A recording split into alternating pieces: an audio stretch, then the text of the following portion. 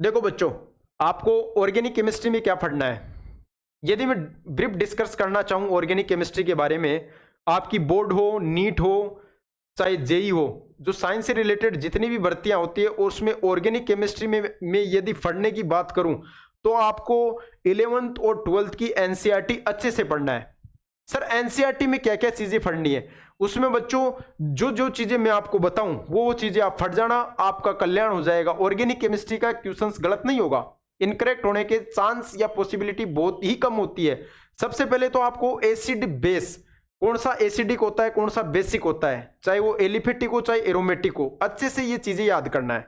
इसके बाद में जैसे कोई रिएक्शंस दे रखी है बच्चों, उस रिएक्शन से जो प्रोडक्ट बनता है, रिएक्शन से प्रोडक्ट बनता है, उसमें कुछ बीच में रिएजेंट होते हैं, उन रिएजेंटों के क्या काम होते हैं, अच्छे से इन रिएजेंटों के काम पता होना चाहिए। कुछ टेस्ट के बारे में दे रखा है, कौन सा टेस्ट किस प्रकार से यूज किया जाता है, ल्यूकास टेस्ट, आइडोफॉर्म टेस्ट, अच्छे से फेलिंग टेस्ट, टोलेंट टेस्ट, इन टेस्टों की अच्छे से आपको स्टडी करनी है, हिंसबर्ग टेस्ट।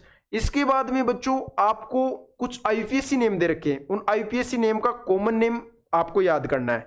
और जैसे जैसे पूरा कंप्लीट होने लग जाता है सिलेबस, फिर उसमें कम से कम 11th और 12th में 20 से 25 कुछ नेम रिएक्शंस दे रखी है। उन नेम रिएक्शंस को आप इतनी बेहतरीन तरीके से, इतनी केयरफुल चीजों को समझते हुए याद करो कि उससे कम आपके एग्जाम में क्वेश्चंस गलत होने के चांस हो। मैं ब्रीफ डिस्कस करना चाहूं ऑर्गेनिक केमिस्ट्री का, मैं ब्रीफ यदि डिस्कस करना चाहूं तो उसमें इन्हीं चीजों की बेस पे सारा ऑर्गेनिक फ्रेम किया गया है। इन्हीं चीजों को आपको अच्छे से पढ़ना है।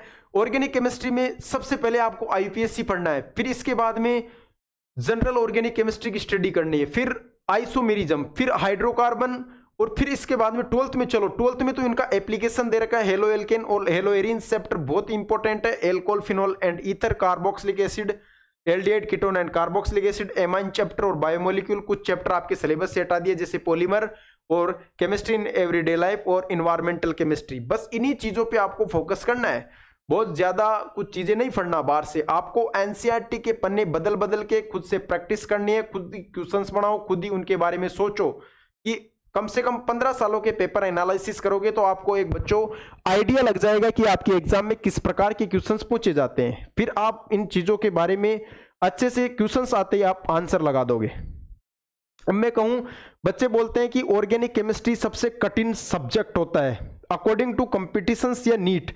ये बात बिल्कुल सत्य है, ऑर्गेनिक केमिस्ट्री सबसे कठिन सब्जेक्ट है, लेकिन उसके लिए सबसे ज्यादा मैं एक सिंपल अगर मैं बात बताना चाहूं या सिंपल आपको एक तरीका देना चाहूं तो वो तरीका ये है कि आप ऑर्गेनिक केमिस्ट्री में मैक्सिमम जितना हो सके क्वेश्चंस प्रैक्टिस करो, क्योंकि आप क्वेश्चंस करोगे वो क्वेश्चंस आपके इनकरेक्ट होगा, तो वो इनकरेक्ट होगा तो आपको उसके बारे में आइडिया लग जाएगा कि ये क्वेश्चंस किस वजह से गलत हुआ है। क्योंकि उसमें ऑर्गेनिक केमिस्ट्री में मल्टीपल स्टेप में यानी धुंधला धुंधला सा मामला दे रखा है कि समझ में आएगी तो ऑर्गेनिक पूरी आएगी, नहीं फिर कुछ नहीं आएगी। तो एक सिंपल सा फंडा कर लो, एक चैप्टर में कम से कम 150 क्वेश्चंस आप प्रैक्टिस करो। 150 क्वेश्चंस को, उन्हीं क्वेश्चंस को आप बार बार प्रैक्टिस करो जब तक कि आपकी एग्जाम ना हो जाए। बाहर से कोई नया क्वेश्चन मत छेड़ो, क्योंकि 150 क्वेश्चंस में बच्चों वो सारी चीजें इन्वॉल्व हो गई जो उस चैप्टर में पूरा निचोड़, पूरा निष्कर्ष निकल गया जो उस चैप्टर में दे रखा है। उन्हीं क्वेश्चंस को बार बार एफर्ट्स, उन्हीं को ध्यानपूर्वक चीजों को समझते हुए सोल्व करो। Thank you, best of luck आपको एग्जाम के लिए।